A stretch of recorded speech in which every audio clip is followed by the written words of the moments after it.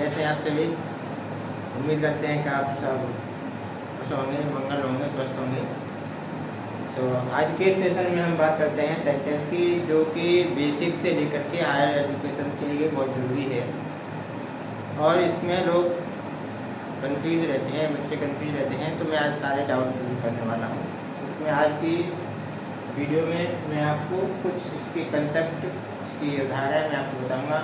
अतः आप वीडियो को शुरू से अंत तक देखिए। Please stay connected to the end of the video. Let's start. Sentence अधिकांश मोस्टली स्टूडेंट सेंटेंस की परिभाषा में रटती है। तो रटने के लिए दिया group of sentence, group of words makes complete sentence is called sentence, है ना। तो इसमें दो ही शर्तें हैं। एक तो क्या है, सबसे पहले क्वेश्चन हमारे मन में उठता है व्हाट इज सेंटेंस, है ना। सेंटेंस, तो सबसे पहली बात ये है सेंटेंस क्या है, एक ग्रुप है। क्या है? एक ग्रुप ऑफ वर्ड्स, है ना, एक ग्रुप ऑफ वर्ड्स। तो छोटी सी बात है इसमें, हैविंग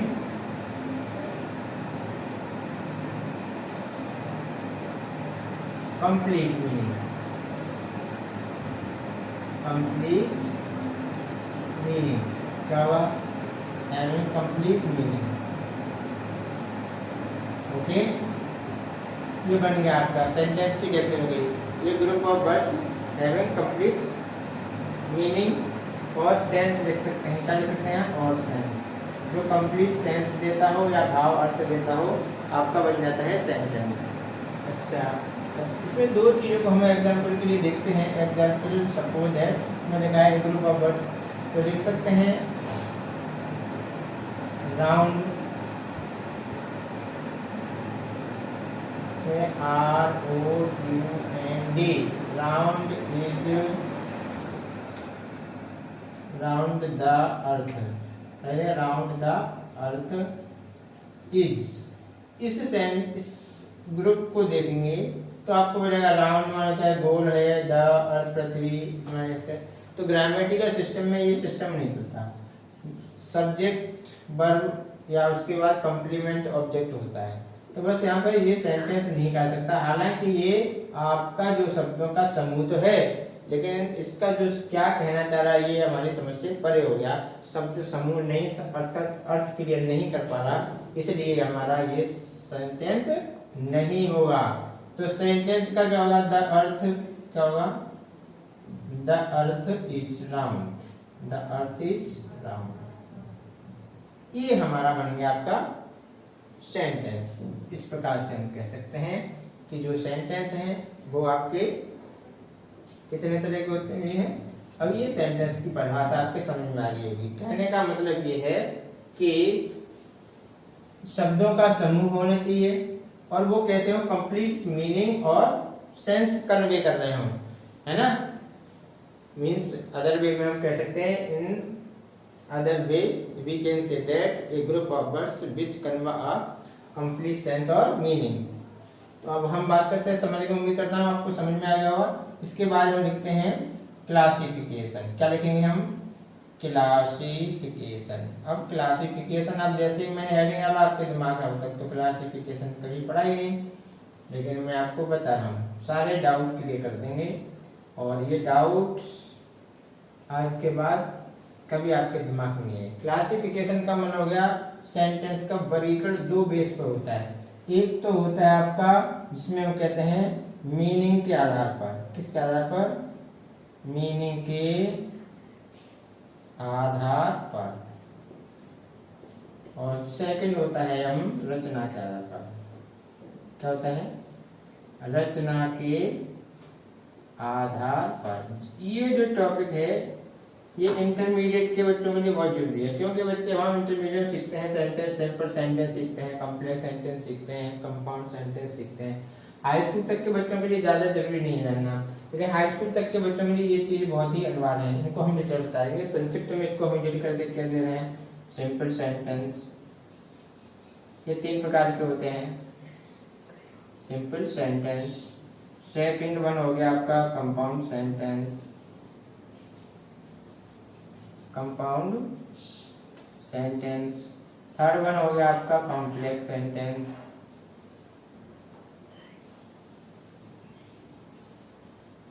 है ना।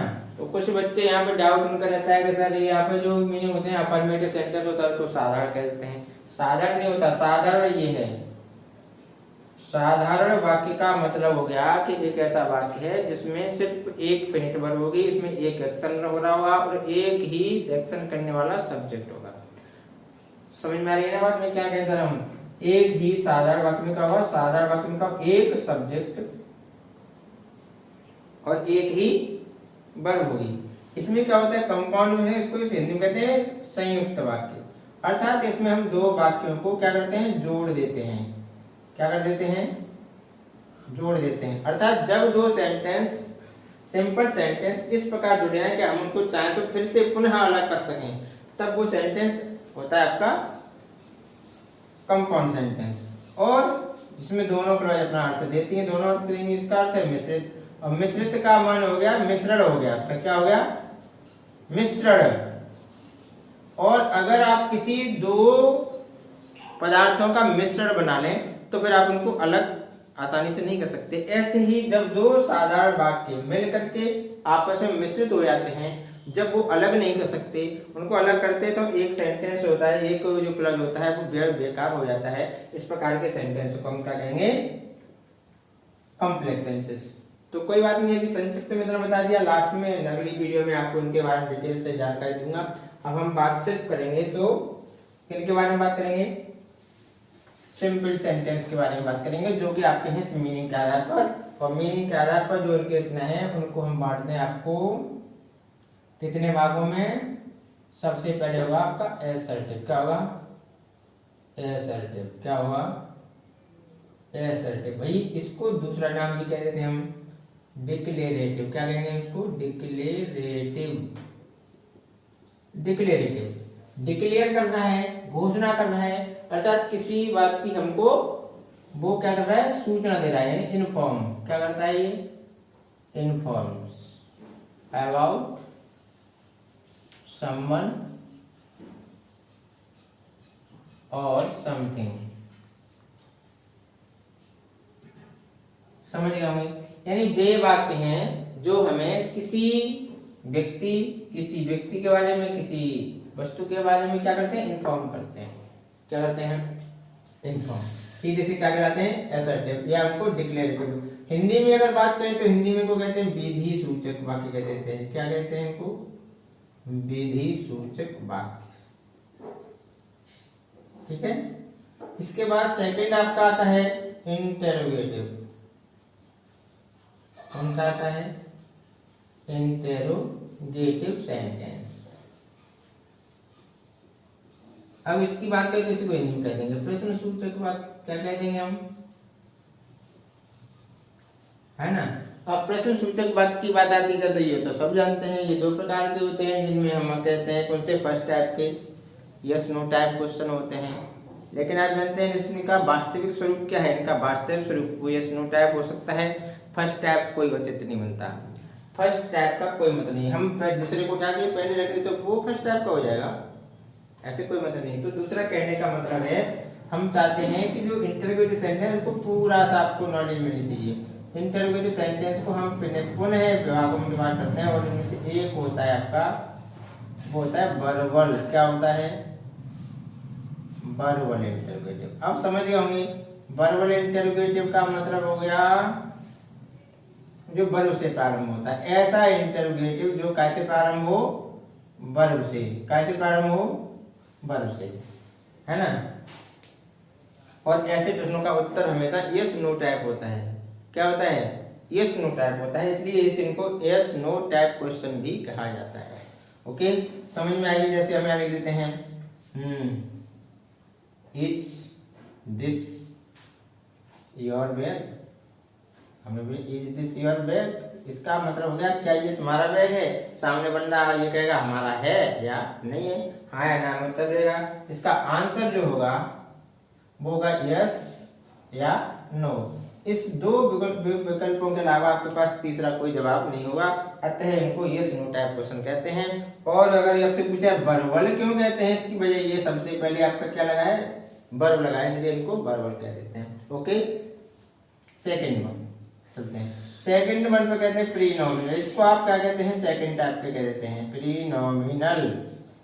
प्रीनोमिनल का मतलब इसको अगर तोड़ेंगे तो यहाँ से टूट जाएगा, ये इसको यहाँ से तोड़ देंगे तो बन जाएगा प्री माने होता है पहले। अगर बाकी के पहले कोई क्वेश्चन वर्ड जो होता है WH फैमिली वाले होते हैं, कौन से होते हैं, WH फैमिली वाले होते हैं, इनको हम पहले रख देते हैं तो बन जाता है वो प्रीनोमिनल। जैसे कहते हैं व्हिच इज योर पेन, ये कह दिया है ना, ठीक है। बैग, तो आप बताएंगे मेरा पेन, ये इसका उत्तर हाँ यस और नो में नहीं हो सकता कभी, है ना।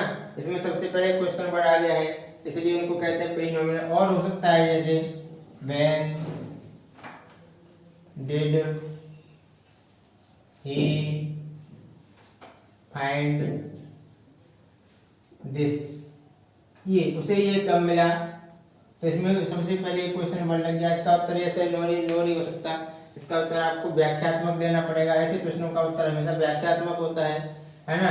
तो इसलिए कहते हैं, और पूछ सकता है इसका, आपको रीजन पूछ सकता है, व्हाई डू यू गेट, इसका why do you get angry so soon, ये कुछ आप इतने दिन नाराज क्यों हो जाते हैं, इस प्रकार के प्रश्न होते हैं, वो आएंगे आपके किसमें आ जाएंगे, ये आ जाएंगे आपके प्रीनोमिनल में, ठीक है। अब वीडियो थोड़ा सा लंबा होना चाहिए, हम तीसरे नंबर की बात करते हैं, कौन सा होगा तीसरा, ये वन कौन सा हो गया, ए बी और ये आपका सी। तो इसमें बात करते हैं हम शॉर्ट क्वेश्चन की, क्या की शॉर्ट क्वेश्चन, ये कोई अलग से नहीं है। शॉर्ट क्वेश्चन का मतलब हो गया जब किसी एक ही इंटरोगेटिव वाक्य में हम एक साथ कई सारे प्रश्न पूछ लेते हैं, तब वो बन जाता है शॉर्ट क्वेश्चन। जैसे हम आपको एग्जांपल बता रहे हैं, व्हाई, वेयर, व्हेन, है डिड, एंड और लगा दो, क्या कर दो and how did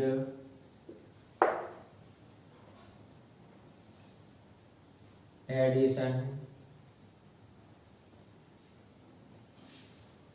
invent the electric bulb. देखिए इसमें है व्हाई, व्हेन और where and how did Edison invent the electric. इसमें लिखा गया है कि एडिसन ने कैसे, कहाँ, कब और किस प्रकार, क्यों एडिसन बिजली के बल्ब का आविष्कार किया। वैसे अगर चाहते तो लिख देते why did Edison invent the electric light, फिर लिखते हम where did Edison invent the electric light, फिर लिखा जाता है व्हेन डिड, फिर लिखा जाता है हाउ डिड। चार प्रश्नों को हमने क्या कर दिया है, एक ही वाक्य में समेटा है और उसको छोटा कर दिया है और उसको इंटरोगेटिव बनाया, इसलिए इसको क्या कह सकते हैं हम शॉर्ट क्वेश्चन। और फोर्थ वन की बात करते हैं, फोर्थ वन होता है आपका, इसे कहते हैं हम रिटोरिकल, क्या कहेंगे हम रिटोरिकल, इसको हिंदी में कहेंगे अलंकारिक। और अलंकार से आप समझ गए होंगे इसका मतलब क्या है कि चमत्कार पैदा करता है। वाक्य देखने में लगा होगा आपका कैसा, सेंटेंस आपको दिखने में होगा वो इंटरोगेटिव, लेकिन इंटरोगेटिव अर्थ नहीं देगा। तो ये सेंटेंस पढ़ रहे हैं मीनिंग के आधार पर पढ़े हैं, तो सेंटेंस को मीनिंग के आधार पर डिवाइड किया जाता है। वो सेंटेंस होता है कैटेगरी में इंटरोगेटिव में, लेकिन सेंस देता है वो किसका, असर्टिविटी वहां की। जैसे हम लिख देते हैं यहाँ who has seen the wind, ये लिखा है, समझ लीजिए who has seen the wind, हवा को किसने देखा है, अर्थात इसका अर्थ निकल के आ रहा है, अर्थ इसका भाव निकल रहा है, अर्थात हवा को किसी ने नहीं देखा है।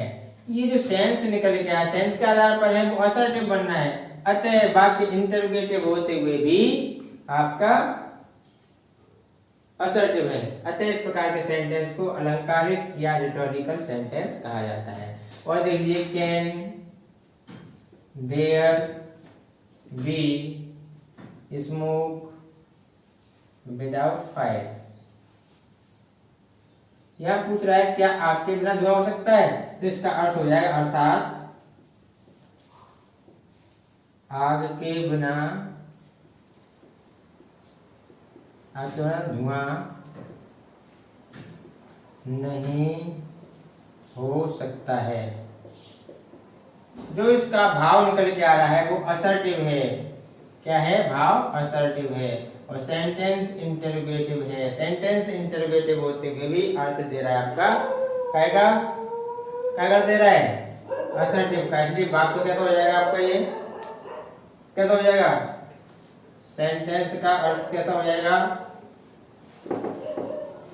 अर्थ हो जाएगा आपका रिटोरिकल। सेंटेंस टेंस बनेगा, सेंटेंस रिटोरिकल होगा।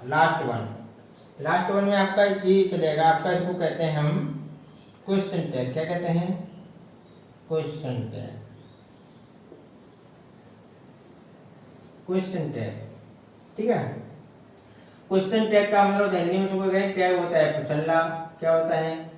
पुछल्ला, सब जानते होंगे। पुछल्ला में पूछ की तरह, जो बाकी के अंत में पूछ की तरह लटका रहता है। बाकी के अंत में पूछ की तरह लटका रहता है।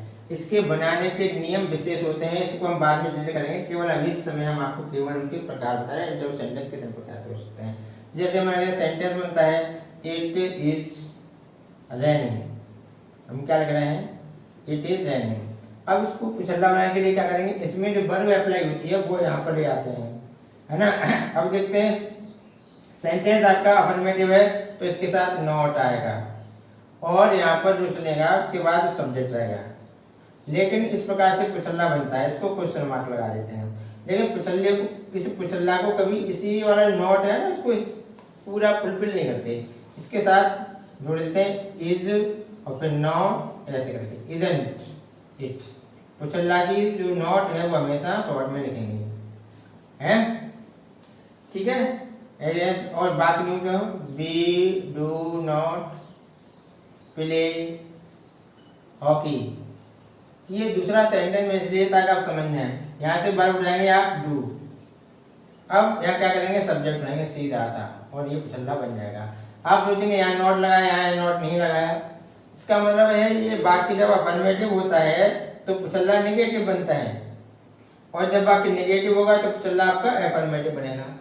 ये सारी चीजें हैं। यहाँ से एक ये वाला जो रिटोरिकल है, क्वेश्चन टैग है, ये इंटरमीडिएट के स्टूडेंट के लिए बहुत ही उपयोगी होने वाले हैं। इसलिए आप उनको सही ढंग से पढ़िए, समझिए और बताइए कि आपको ये वीडियो कैसा लगा। पसंद आया हो तो लाइक करिए और हमारे सब्सक्राइब चैनल कर दीजिए।